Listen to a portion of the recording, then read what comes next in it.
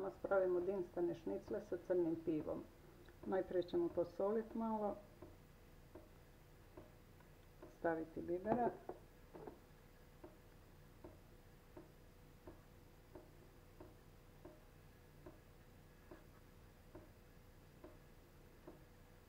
i senfa preko toga.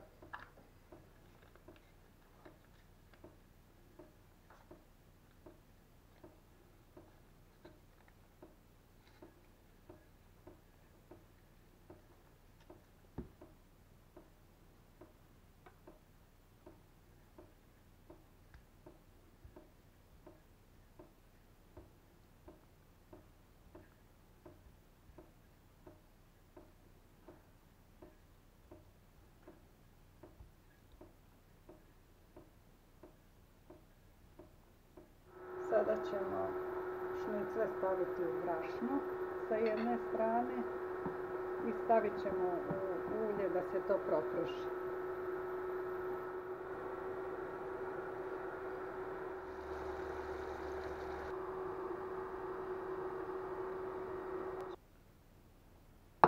Zatim soja sos.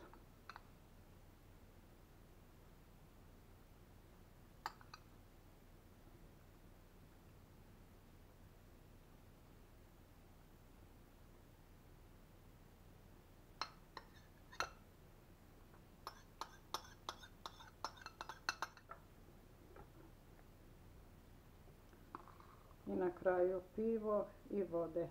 I to ćemo poklopiti i staviti da se peče u zagrejanoj reni 30 do 40 minuta.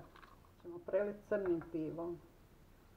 Tamnim ili kako neko zove, tamno pivo.